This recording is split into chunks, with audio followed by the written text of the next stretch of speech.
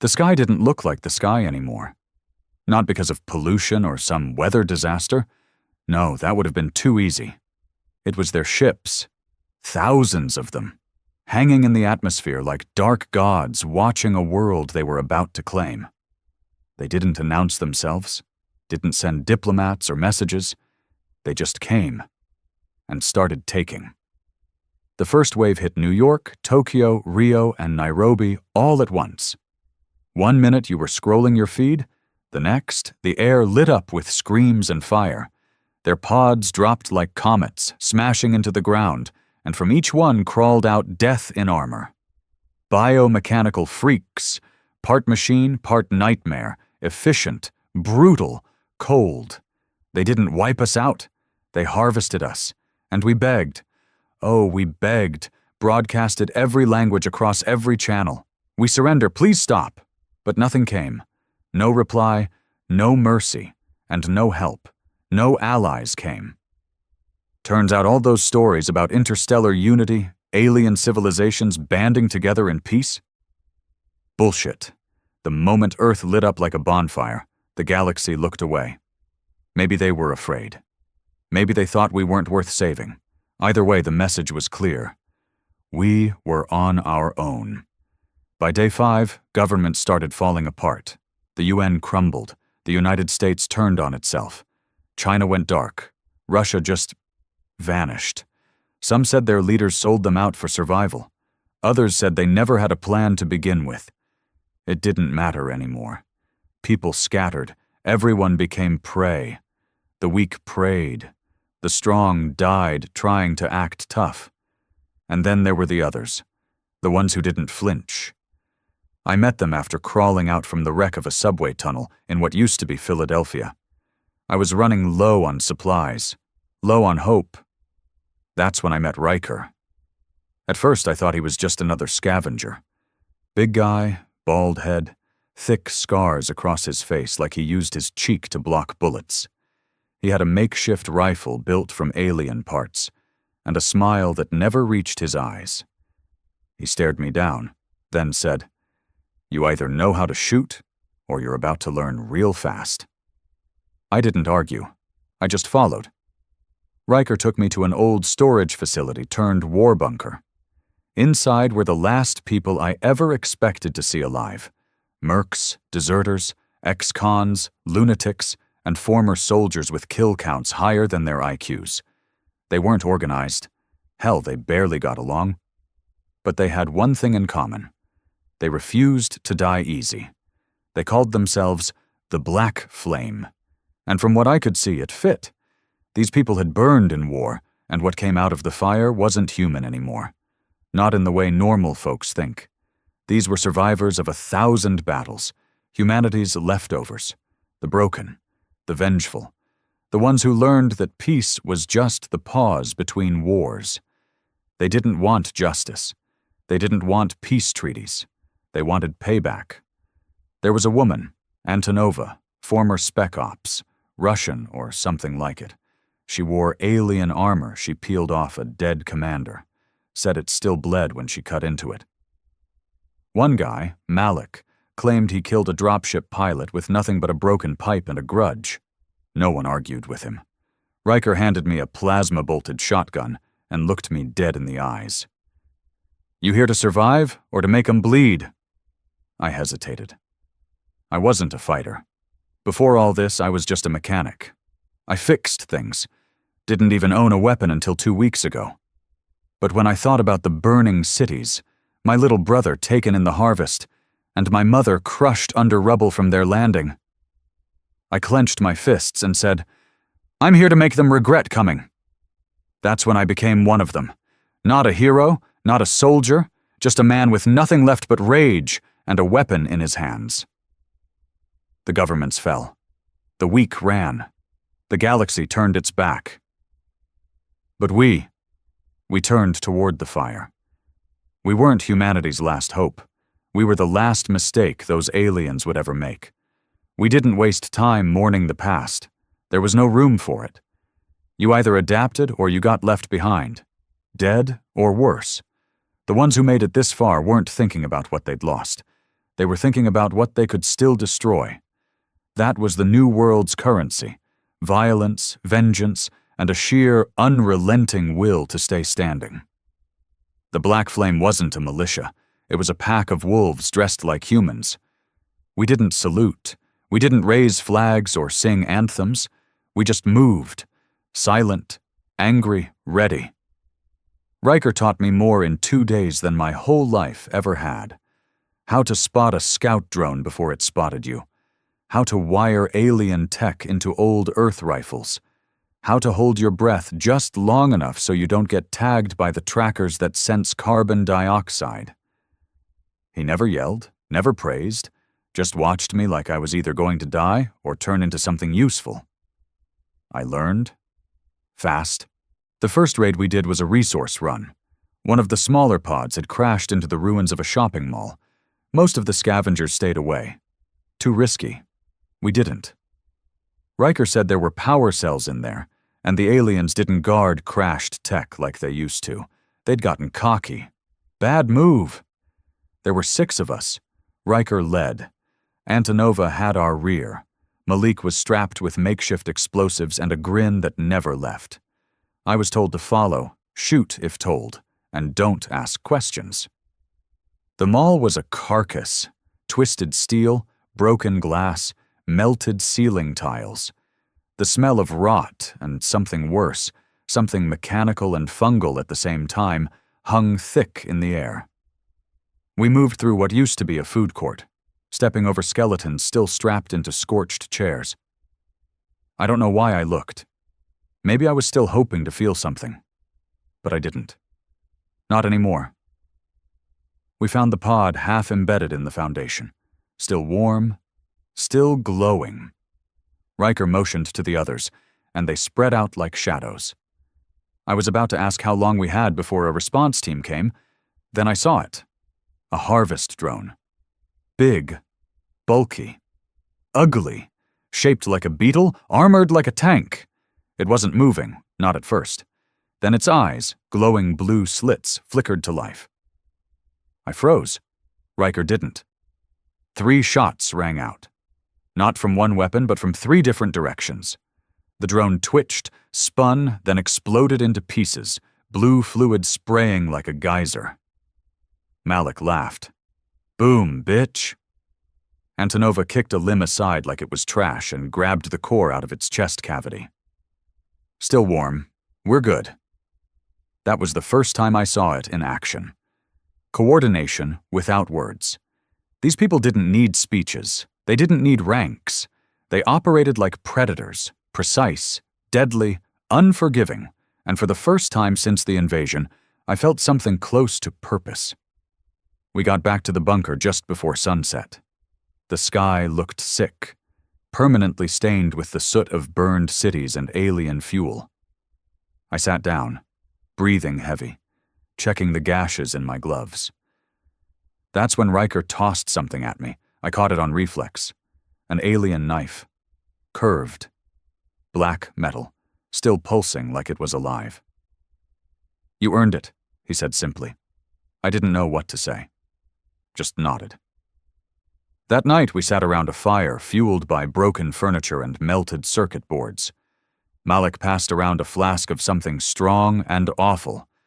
Antonova sharpened her blade, the sound scraping like bones against stone. Riker cleaned his rifle like a surgeon. Someone asked me what I did before the invasion. Mechanic, I said. Damn, Malik muttered. You really upgraded. They laughed, but not in a mocking way. It wasn't the kind of laughter I remembered from the old world. Fake, polite, laced with bullshit. This was raw, honest. It sounded like people who had made peace with the worst and were laughing anyway. You miss it? Antonova asked. I stared into the fire. I miss being someone else. Riker nodded, like he knew exactly what I meant. You died when the sky changed, he said. The man you were isn't here anymore. And that's good. He wouldn't have made it. There was no argument. No one challenged it. We all knew it was true. The past was gone. The future didn't exist.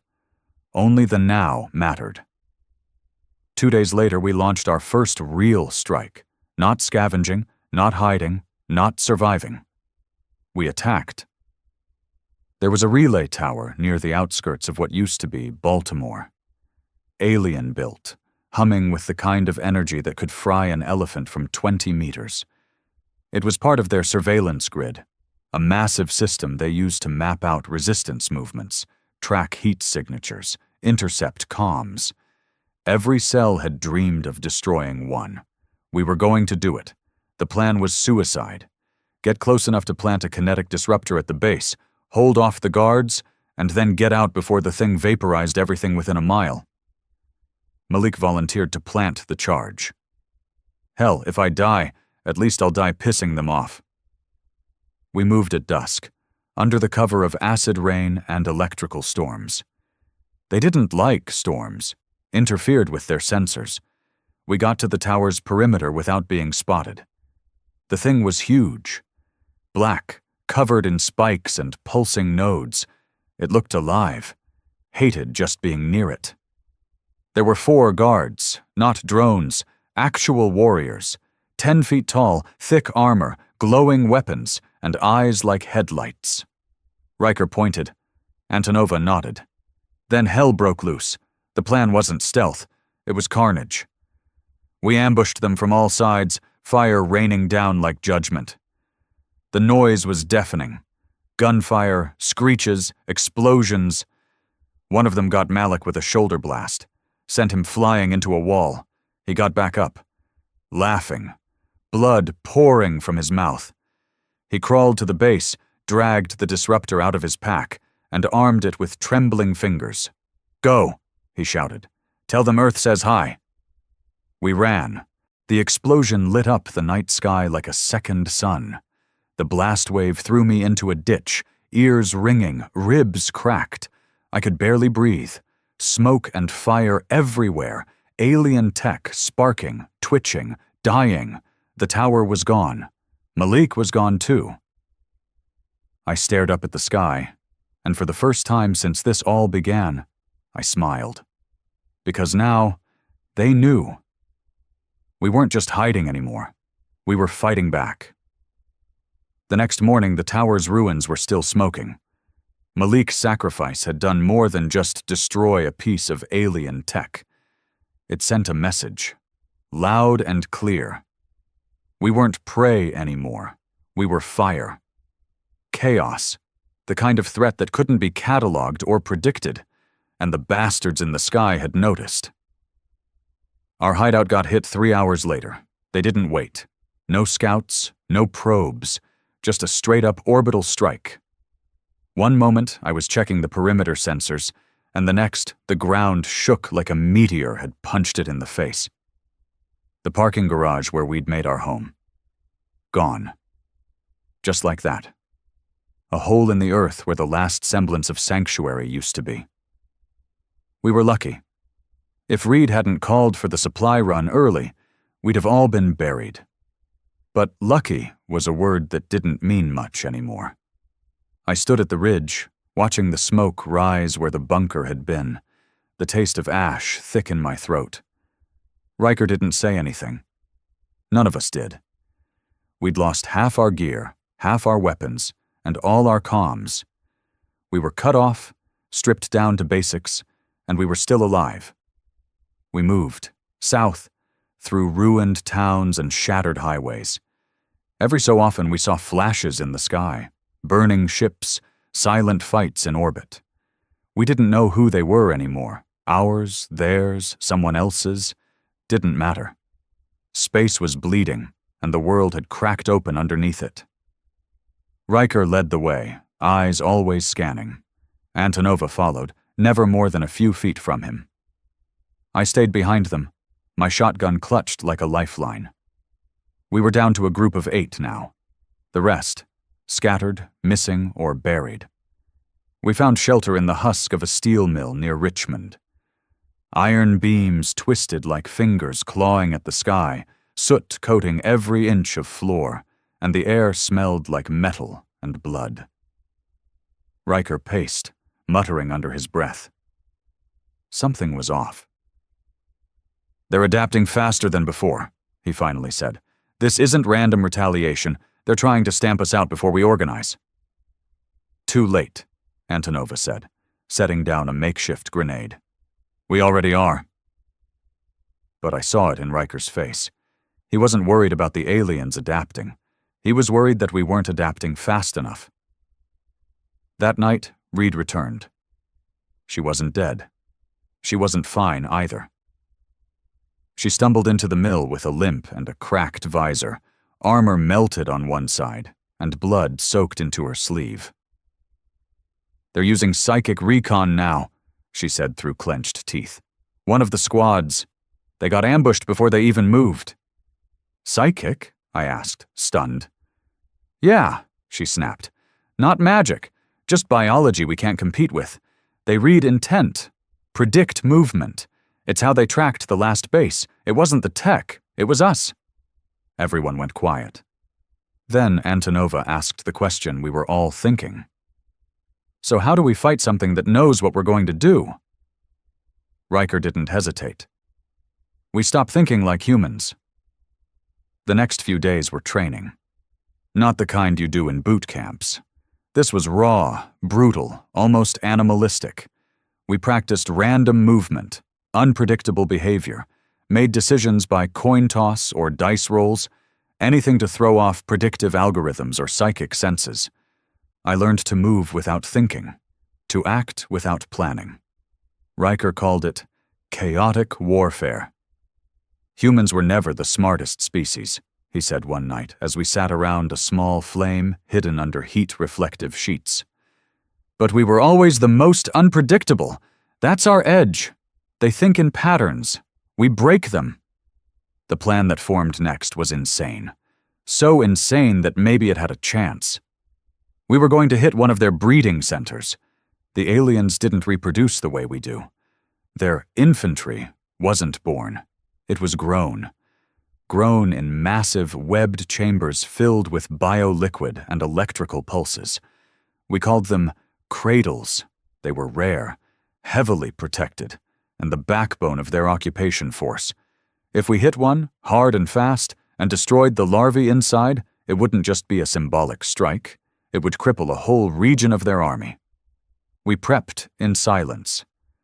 Built weapons from salvaged tech, bonded bullets with disruptor gel, lined our armor with signal-deadening foam. Reed showed me how to load a plasma charge properly. Antonova gave me one of her knives. "This blade's killed 7 of them," she said. "Make it 8. Riker was different during the planning. Quieter, sharper. You could see it in his eyes. He wasn't going in expecting to come back. The cradle was located deep in what used to be Fort Bragg. The irony didn't go unnoticed. They'd turned one of Earth's proudest military bases into a birthing pit for monsters. We moved in through the sewers. The smell was unbearable. Decay, chemical waste, rotting alien flesh. The tunnels were dark, but the deeper we went, the more the walls changed. Steel gave way to something else, something organic. It pulsed, breathed. We were inside their womb, and they knew it. We came out in a chamber lit by green-blue light. Suspended pods hung from the ceiling like grotesque fruit, each one filled with a twitching fetus, a future killer. The sound was horrifying. Liquid bubbling, soft squelches, muffled cries, hundreds of them, maybe more. "Plant the charges," Riker said, his voice flat. 2 minutes, then we get out." We moved fast. That's when the screaming started. Not human, alien. Guards flooded in, not like before. These weren't slow, lumbering brutes. These were elite, fast, precise, armed with weapons that glowed with antimatter tips. Bullets flew. Energy sizzled through the air. Reed dropped 2 with headshots before one impaled her through the chest. She didn't scream, just coughed blood and detonated her own grenade, taking 3 of them with her. I ran, covered Antonova as she armed the last charge. One of the elites caught me in the shoulder with a blade I didn't feel it, didn't care, just kept firing until my rifle overheated and melted in my hands. Riker grabbed me. "Go!" I looked back at Antonova.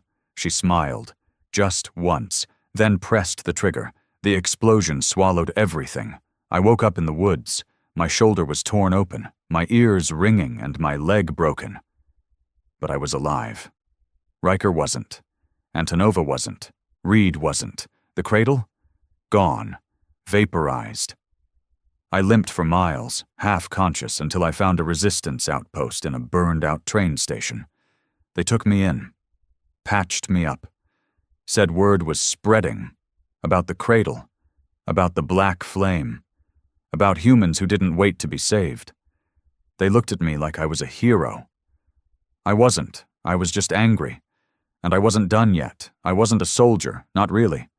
Even after everything I'd done, after the raids, the kills, the loss, I didn't feel like a warrior.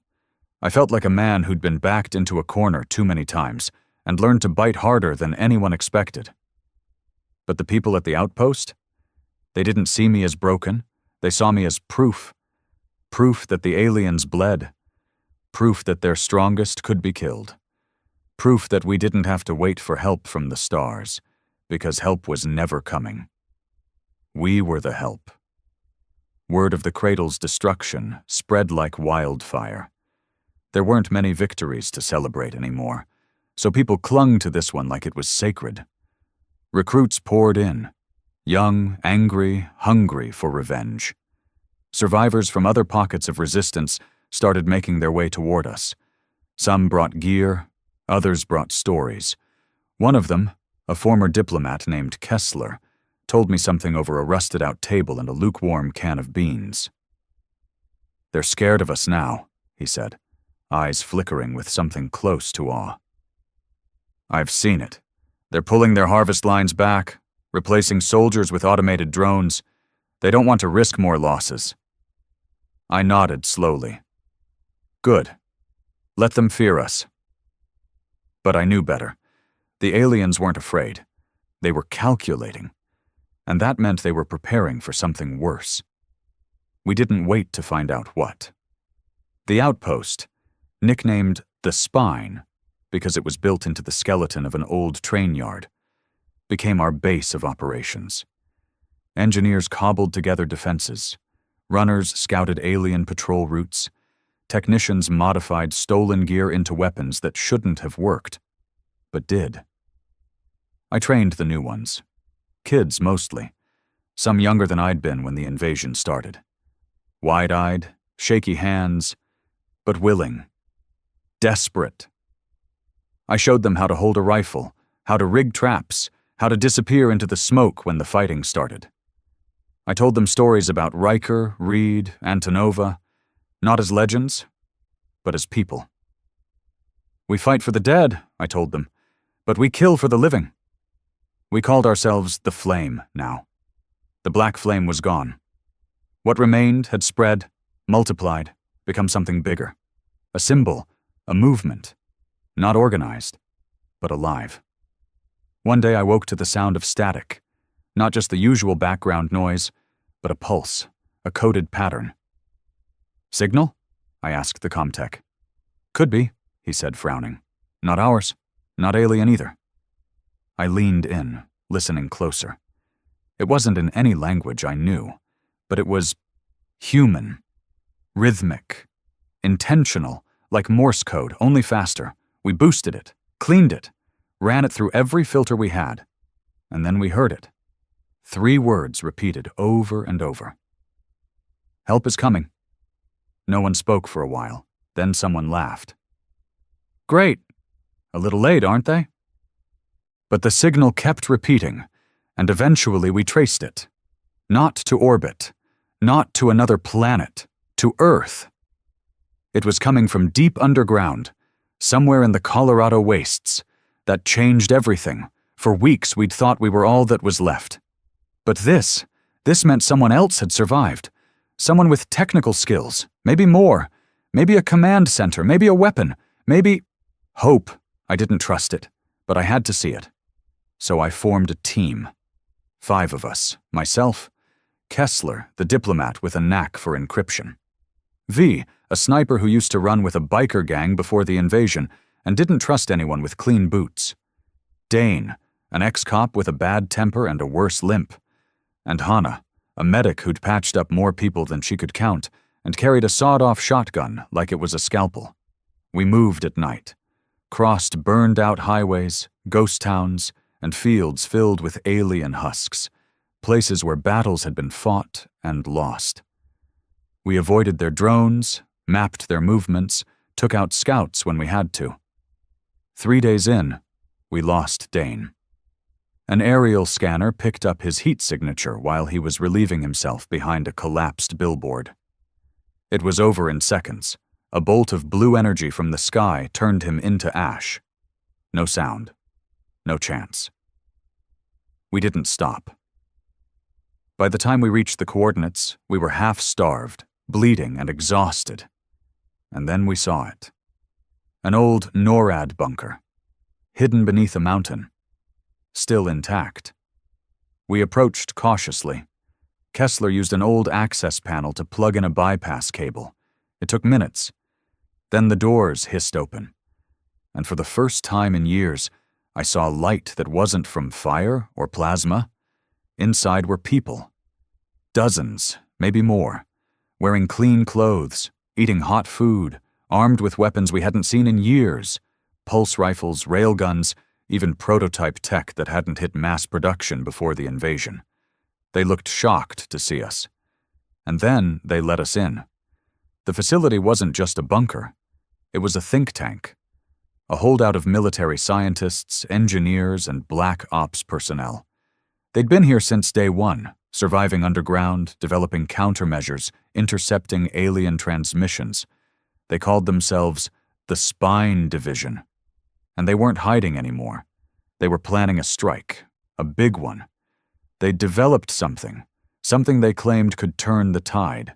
A virus, not a biological one, a signal, a code designed to corrupt the aliens' neural network, the communication field that linked their warriors, drones, and command systems. We inject this into their field, the lead scientist said, and we don't just cut off their orders. We drive them mad. What's the catch? I asked. He smiled, but it didn't reach his eyes.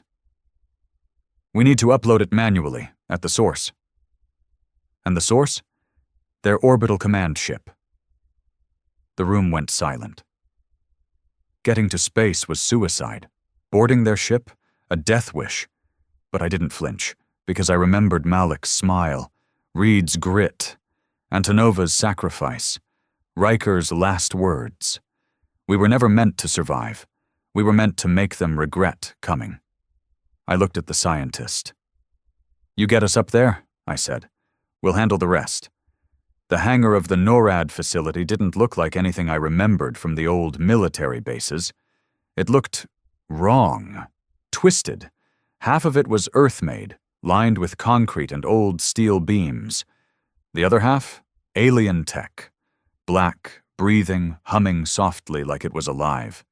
They'd been salvaging from downed enemy craft for years, slowly learning how to rewire the monster's machinery.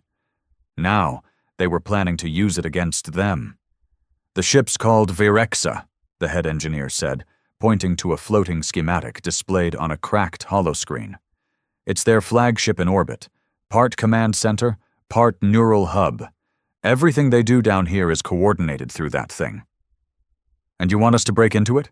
I asked. He didn't blink. Not break in. Upload this. He handed me a small silver device, no bigger than my thumb. It looked unassuming.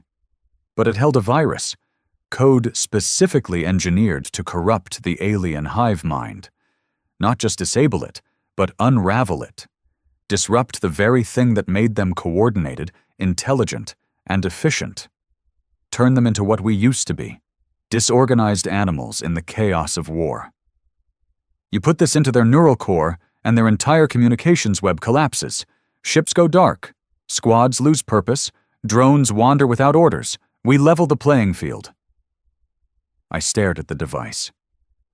It didn't feel like a weapon. It felt like a promise, The problem was getting up there. The aliens had total orbital control. All Earth's satellites were gone, and no working spacecraft had made it off the surface in years. But the Spine Division had a secret, one they'd been working on since the first month of the invasion. A ship. One of theirs. Crippled during a crash in the Nevada desert, and buried in secrecy ever since. The division had spent the last 3 years repairing it, learning to communicate with its systems, replacing damaged parts with a mix of human and alien tech. It wasn't beautiful. It wasn't fully functional, but it could fly. Barely. They called it Wraith, a stealth corvette rigged for speed, not comfort. It was angular, black, and stitched together with so many kinds of metal it looked like a Frankenstein monster. And it only seated 6. "You'll get 1 shot," the pilot, a wiry woman named Brooks, said. "Once we're inside the ship's cloaking field, we'll drift right up. No propulsion, no comms, no shields. If they scan, we're dust. If they see us, we're gone." "So don't get seen," I said. She smirked. "Exactly." We prepped in silence. Kessler loaded the virus module into a shielded pouch and strapped it to my chest. V ran last-minute checks on her weapons. Plasma bow, silencer pistols, 3 blades hidden in her boots. Hannah packed the last of the medkits and explosives. We'd brought in 1 more for the run. Reyes, a demolition expert with cybernetic implants running down the side of his skull. Ex-Marine. Still had the discipline, none of the optimism. We launched just after midnight. The sky looked dead. A black void with pinpricks of light, but no stars shone the way they used to. Just broken skies and drifting debris. Wraith lifted like a ghost, silent and smooth, disappearing into the clouds. No one spoke during the ascent. It was too real now. Every second, every breath. It felt like the last. Atmo burned away in orange flame as we crossed the edge of space. Weightlessness settled in. Everything floated. Loose straps, sweat, fear. The silence out there wasn't peaceful. It was oppressive. And then we saw it. The Virexa. A beast of a ship, stretching for miles, covered in spires and antennas, with pulsing veins of red light across its surface, like some kind of deep-sea creature. It didn't orbit. It hovered, unnaturally still, like it didn't obey the same physics we did. Brooks slowed us down. Engaged the drift mode. We floated, silent, powerless, invisible, like a speck of dust moving through the air, hoping no one would breathe the wrong way. The ship grew larger and larger in the viewport. I felt my heartbeat in my neck, my fingertips, my teeth. When we reached the underbelly docking hatch, Brooks whispered, "We're in." We exhaled as one. Inside, the Virexa felt like a cathedral of bones. Everything was black and organic. The walls moved subtly, like they were breathing. Doors hissed open as we approached. There was no light. Only bioluminescent veins pulsing red along the floors and ceilings. We had one goal: reach the central neural chamber and upload the virus. And we had one rule: don't fight unless you have no choice. We moved fast, silent. Every hallway looked like the last, curved, slick, warm to the touch, like we were walking through a throat. Once or twice, we saw guards. Tall, armored beasts with glowing weapons and no eyes. They didn't see us. Not yet. But they felt something. I could tell. This place, it was alive, aware, and we were intruders in its bloodstream. It took us 22 minutes to reach the chamber.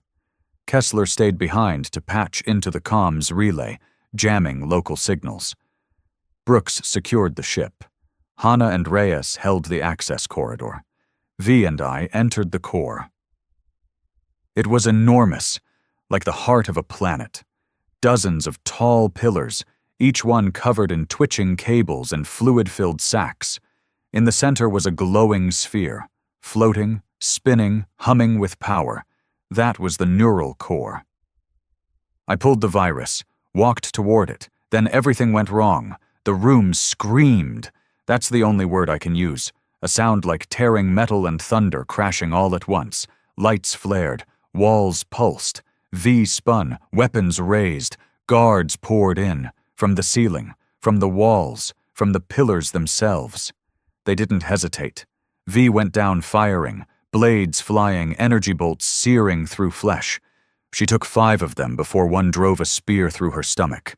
She didn't scream, just spat blood and detonated a mine at her feet. I ran. Everything became a blur. Blood, fire, screaming alarms. I leapt toward the core, slid the virus into the port. Then darkness. Not sleep, not unconsciousness, just everything vanished. When I opened my eyes, I was floating in a white space, and something was watching me. Not a creature, not a shape, just presence. It spoke without words, pressed into my brain like cold hands. "Why do you fight?" I clenched my jaw. "Because you tried to end us. You cannot win. You were never meant to." "Maybe not, but we can make you bleed." Silence, then a whisper. "We see you now," and then nothing. I woke up on the floor. The ship was shaking, screaming, literally screaming. The virus had worked. I staggered to my feet. Ran. Found Hana dragging Reyes through a collapsing hallway. Kessler was already dead. His neck snapped, blood floating in 0G. Brooks was shouting over the comm. "Get to the ship! We're losing the cloak! 5 seconds until they fry us!" We sprinted. Gunfire behind us. Explosions ahead. The floor collapsed beneath Reyes, and he fell into the dark, still firing upward as he vanished. Hana pushed me into the hatch. Brooks launched the moment we were in. The Virexa behind us began to tear itself apart. Plasma fires erupting from its hull, drones spinning in circles, guards fighting each other. Their hive mind was broken. We didn't win the war. Not yet. But we'd burned their heart. And now they were going to feel what it was like to be human, to be angry, alone, and absolutely ruthless. The Virexa burned like a second sun in the sky. We watched from the upper atmosphere as it tore itself apart. Spires crumbling, energy veins rupturing, alien vessels drifting away without purpose. A few tried to flee, others collided mid-flight, spinning wildly into debris fields. The once perfect unity of the enemy was now pure chaos. I sat slumped in the co-pilot's chair, blood soaking my jacket, ribs cracked, and head pounding. Hana was beside me, wrapping a pressure bandage around a gash in my thigh. Her hands didn't shake. They never did. Even when everyone else was screaming, she worked like she'd been born in the apocalypse. Brooks was focused, guiding Wraith back toward the planet's surface. Her voice was calm over the comms, but her eyes were tight. She knew what we all knew. We weren't safe yet. As Earth's curve grew large in the viewport, we saw the scale of the devastation. From space, the planet looked like it had been burned in patches. Cities were nothing but charred scars. The oceans shimmered with wreckage. Entire forests were gone. Storms churned violently over poisoned coasts. But there were lights, sporadic, small, human, survivors, fires of resistance, and now they weren't just surviving. They were watching the sky with hope, because something up there had exploded. We had made them bleed, and the rest of the world had seen it. We touched down in the Colorado wastes, 20 kilometers from Spine Division.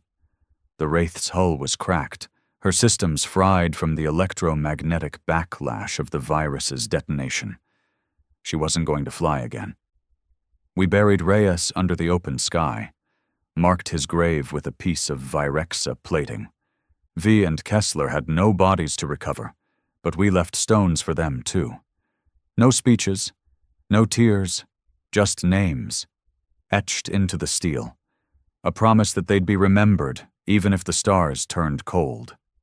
When we arrived back at Spine Division, the place erupted in movement. Word had traveled faster than we had. Resistance bands had picked up alien transmissions, confusion, failure, panic. For the first time in years, Earth had dealt them a wound they couldn't cauterize. And humanity was rallying. They came from every direction. Tattered survivors, ex-military units, hidden scientists, even kids with bolt rifles and scrap armor. They poured into the mountains like a tide. They didn't care who led.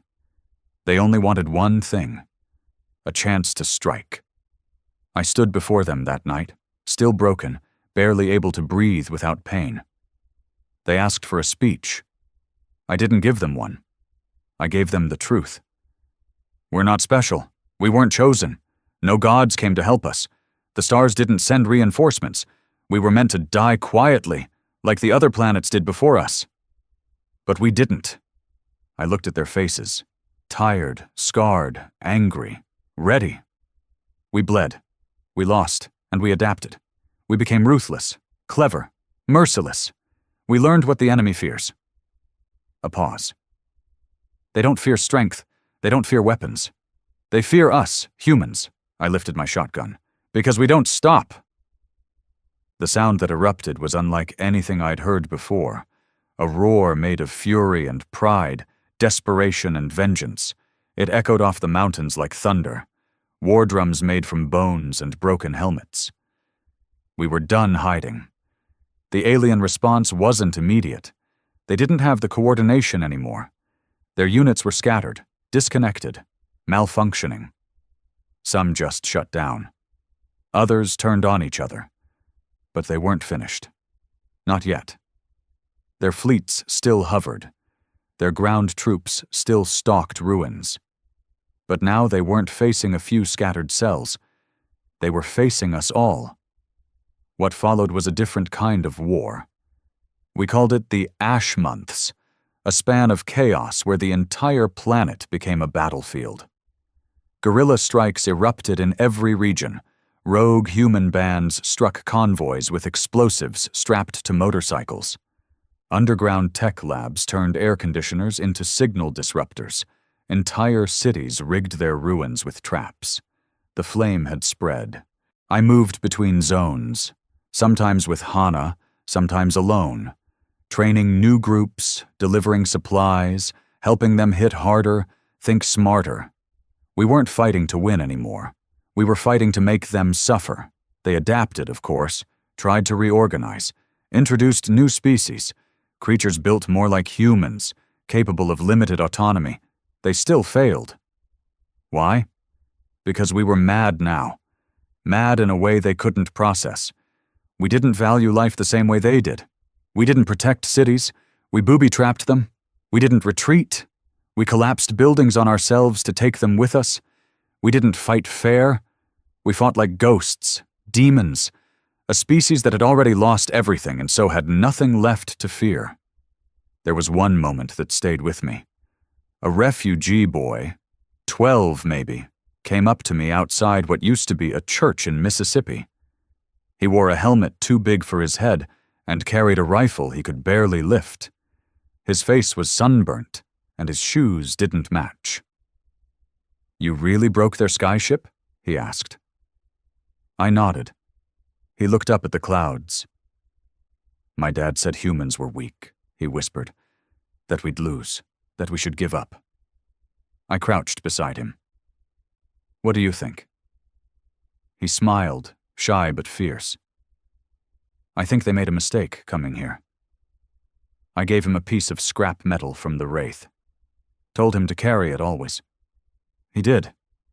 Last I heard, he became a scout leader on the Western Front. That's how we grew. Not through orders or structure, through stories, through fire, through fear. Because by then, the aliens had a word for us, a name they transmitted in corrupted frequencies. Suthatari. It meant the unrelenting, the broken flame. They'd come expecting slaves. They'd found monsters. And now they were burning in their own war. One day, a strange signal pulsed through the comms grid. Clear, precise, not alien. "Earth resistance. This is Relay Station Theta from Orion Expansion Protocol. We received your distress call. Pause. Reinforcements are en route. Estimated arrival, 7 months. We stared at it. The stars had finally answered. Late. Too late. I laughed. Not from joy, from realization. We didn't need them anymore. We were already winning our own war. We were already the monsters the galaxy feared. And when those ships arrived, they weren't coming to save us. They were coming to witness what Earth had become, what desperation had created, what survival had forged. We weren't part of their alliance. We weren't part of their peace. We were a reminder that when the galaxy looked away, Earth didn't die. It evolved. They said reinforcements were coming. 7 months out, traveling across dark space with promises of support, medical units, and clean banners waving from polished ships. It sounded noble, civilized, hopeful. But Earth wasn't those things anymore. Not after everything we'd done. Not after what we'd become. We didn't cheer when we heard the message. There was no celebration, no teary-eyed joy or speeches over radios. Just silence. Calculated silence. People exchanged glances. Some looked at the sky. Others kept cleaning their rifles. Because deep down, we all knew the truth. They were too late. And maybe, just maybe, we didn't want them anymore. I was in the Appalachian corridor when the news hit. A war zone dressed up as a refugee route. The trees had been scorched into black skeletons, and the rivers were thick with ash. We had dug out bunkers in the old coal tunnels, turned caves into hospitals and command dens. Survivors here were feral. They didn't take orders. They followed whoever bled hardest. I was overseeing an ambush on an alien supply drop, 4 armored transports, flanked by 2 command beasts and a half-dozen skirmish drones. Our scouts had tracked the route for days. The pattern was simple. The drop always landed on a ridge. They secured the crate, then moved east. I changed that pattern. We waited under the ridge, buried beneath leaves and mud, breath held and weapons charged. Our armor was patched, our guns stolen, our boots frayed to the sole. And we looked like monsters, not soldiers, not freedom fighters. We wore pieces of their dead, helmets ripped from fallen commanders, claws bolted to gauntlets. One guy, Tanner, had a whole alien jawbone strapped across his chest like a badge of honor. To the enemy, we must have looked like nightmares crawling out of the earth. And that's exactly what we wanted. The transports arrived. We didn't fire immediately. Let them get comfortable. Let them feel safe. Then I detonated the first mine. The ridge exploded. 2 transports flipped like toys. Screams filled the air, ours and theirs. The ground shook. We swarmed them like wild dogs. Grenades flew. Bullets and plasma mixed into a storm of death. One of their command beasts let out a shriek, a psychic scream that rattled my skull, but I didn't stop. I lunged, drove a blade into the glowing seam between its plates. It thrashed. I held on until it collapsed. By the time the smoke cleared, the aliens were dead. All of them. Their bodies twitched in the dirt, leaking blue fluid. The crate was ours. Inside? Food, med kits, neural stimulants, armor repair kits, not meant for humans, but usable. That was the real difference now. We used everything. Their tech, their weapons, their bodies. We'd become scavenger kings on a poisoned throne. Later that night, I sat by a fire made from alien crates, sipping recycled water from a melted ration tube. Across from me sat Commander Tao, ex-military, ex-prisoner, now a leader of her own ruthless crew out of New Atlanta. She wore scavenged armor and had more confirmed kills than I could count. "So," she said, eyeing me, "reinforcements. From Orion." "Yeah. You believe it?" "I don't have to," I said. "Doesn't change what we're doing." She chuckled. "You think they'll understand us? The galaxy? When they get here?" I looked up at the stars. Cold. Distant. Quiet. "I don't think they'll recognize us." She nodded slowly. I hope they don't. Over the following weeks, something began to change. The alien war effort slowed, not stopped, but fractured.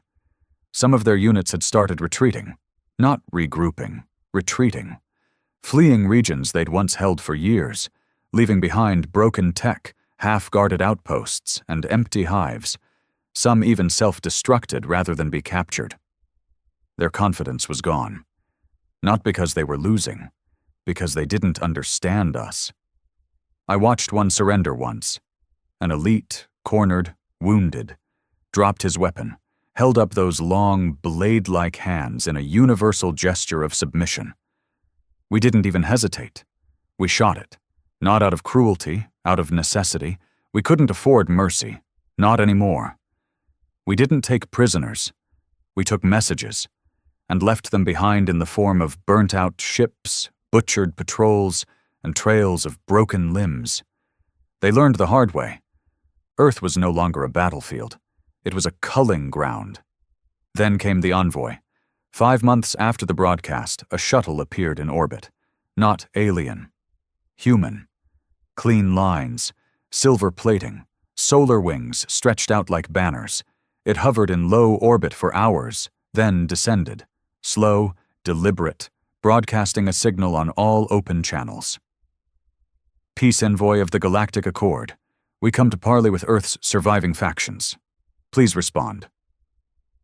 We didn't. Not at first. It landed near the ruins of Geneva, once the seat of diplomacy, now a wasteland of ash and concrete bones. They set up a base, set up tents, unfurled flags, waited. Eventually we sent someone. Me. Why? Because I had nothing left to lose. They looked so clean. That's what struck me first. The envoy team wore polished uniforms, smooth skin, fresh breath. They smelled like citrus and soap. No blood, no scars, no haunted eyes. They shook my hand, offered me food, spoke softly. We've come to aid reconstruction, their leader, a tall man named Varen, said. Medical supplies, water reclamation units, clean energy tech, and, of course, negotiations for reintegration into the Accord. I didn't answer for a long time, just stared at them. Until finally, I asked, "Where were you?" They hesitated. "We monitored the invasion." "No, don't lie." Silence. Then Varen sighed. The truth is, Earth was written off. Written off? Yes. Based on early projections, we assumed total planetary loss. Intervention was deemed too costly. We prioritized containment. So you watched? Yes. I nodded. Then I stood, walked away from the table. Before I reached the door, I turned back. You didn't come to help? You came because we survived. And that scares you. Varen didn't respond. He didn't have to. I could see it in his eyes. The fear, not of our suffering, but of what we'd become without them.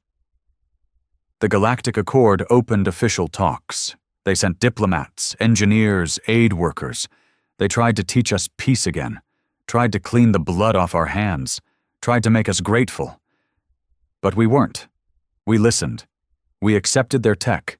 We took their tools. And we watched every move, every word. Because in our eyes, they were no different from the ones who invaded. Just dressed better, smiling while they waited for us to bow. But we didn't bow. Not anymore. And we never would again. We rebuilt, yes. But not like they wanted. We didn't restore cities. We built fortresses. We didn't disarm. We reforged. Children trained before they could read. Cities were designed around defense, not comfort. Every street, every sewer, every wall, weaponized. Every classroom taught tactics, languages, weapon handling. We didn't raise civilians, we raised survivors. Because deep down, we knew they'd be back. Not just the aliens, not just the invaders, but all of them. The ones who looked down on Earth.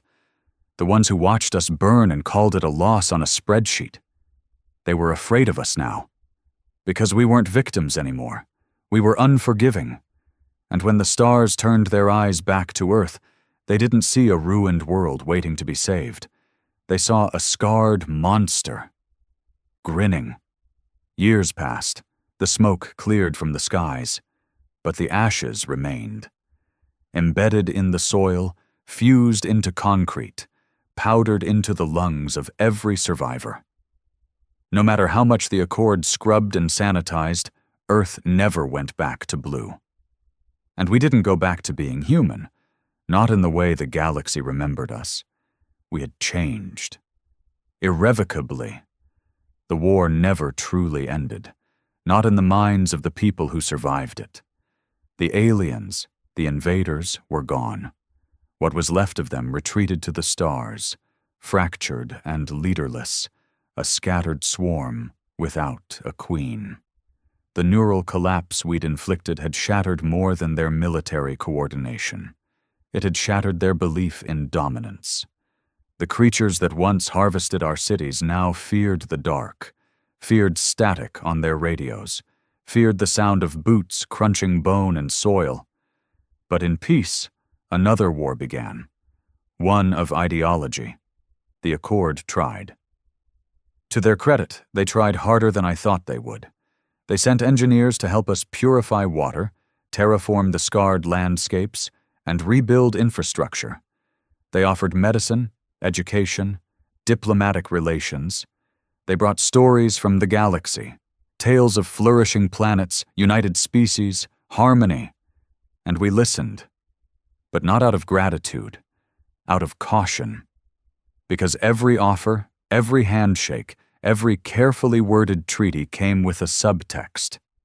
Change back. Change back into something the galaxy could stomach, something polite, something domesticated. They wanted Earth to heal. But healing, to them, meant forgetting. And we couldn't forget. Not the screams under the rubble, not the bodies burned into the pavement, not the silence that came when we begged for help and no one answered. We had buried our dead without eulogies. We had named our children after fallen comrades, not saints. We had survived without gods, without saviors, without approval.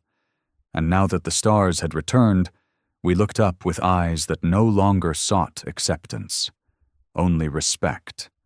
I was appointed as a representative of Earth during the Accord's first planetary assembly after reintegration.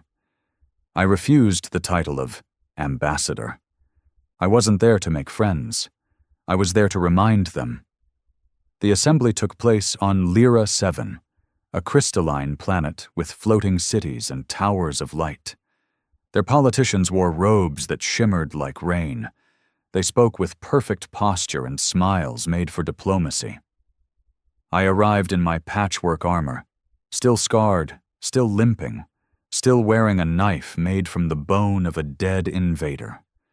They ushered me into a chamber filled with hundreds of species, some with feathers, others with scales, some with no eyes, speaking through color and scent, all united under the Accord's ancient doctrine of peace. As I took my seat, the murmurs began. Is that him? One of the Earth commanders. They say he destroyed the hive ship himself. I let them talk. When it was my turn to speak, I stood and said only one thing. You let us die. Silence.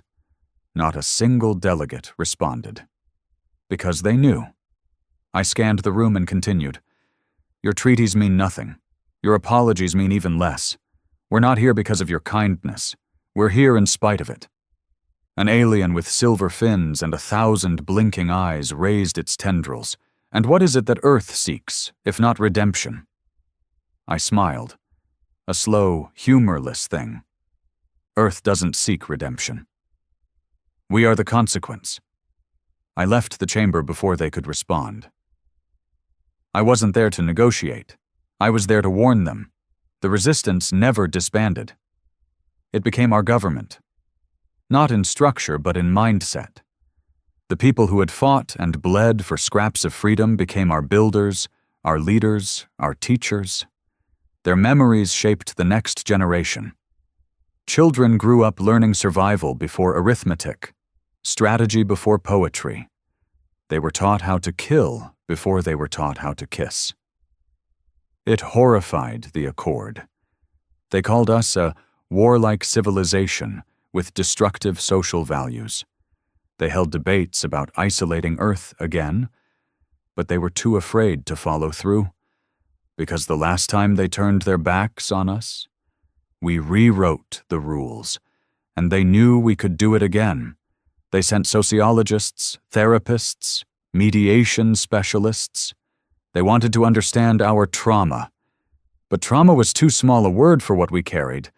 We didn't want to be understood. We wanted to be left alone, or, if not alone, respected. And if respect had to come through fear, so be it. There was a saying in the camps: when Earth cries, the stars tremble. We were no longer the overlooked species on a backwater rock. We were the scar on the galaxy's conscience. I took a walk one night through the ruins of what used to be Paris. The Eiffel Tower was gone. So were most of the buildings. But someone had planted a garden there, twisting vines growing out of broken statues, sunflowers blooming from a crater. Children played there now, laughing, throwing rocks, pretending to be alien hunters with sticks and helmets made of scrap. One of them, no older than 10, ran up to me, out of breath. "You're the Flame Man, right?" I nodded. "You killed the brain ship? Helped?" He grinned wide. "When I grow up, I want to be just like you." I knelt, looked him in the eye. "No," I said. "You grow up better." He frowned. "Why?" I glanced at the sky, clear tonight with stars blinking softly. "Because I did what I had to. You do what you choose." He nodded slowly, the kind of nod a child gives when he doesn't quite understand, but knows he should. Then he ran off, shouting to his friends that the Flame Man had spoken to him. I watched him go, and for a brief moment, I hoped. I returned to Spine Division for the last time that winter. It had become a city, not a fortress, not a base, a city, homes carved into stone, schools beneath reinforced domes, wind turbines turning above sniper towers, gardens and factories and old walls still stained with the memory of blood. And a monument, built in the center of it all, a single pillar, jagged and rough, made from the hull of the Wraith, names carved into its side, names of the fallen, the broken, the lost. At the base was a single phrase, scrawled by hand in 50 languages. No allies came, only us. I stood before it, silent. I remembered Malik's laugh, Reed's dry wit, Riker's cold resolve, Antonova's calm fury, Kessler, V, Reyes, Brooks, Tau, all of them, gone, but never forgotten, because we had become the story, the warning, the legend, not because we wanted to, but because no one else would carry it for us. In the years that followed, Earth became many things: a member of the Accord, a trade partner, a military powerhouse, a cultural mystery, but above all, a reminder that when the galaxy turns its back, when the stars go quiet, when no one comes to help, humanity doesn't go extinct. We adapt, we endure, we become something the universe cannot forget.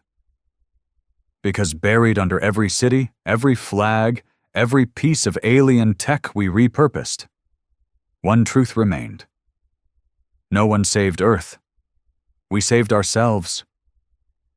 And the next time the galaxy needed help, they knew better than to ask us with open hands and pretty words, because we would look at them the same way we looked at our invaders, not as victims, not as allies, but as the next lesson, the next scar, the next war. And when that day came, we would rise, not as the lost children of a forgotten planet, but as the ruthless survivors of 1,000 wars,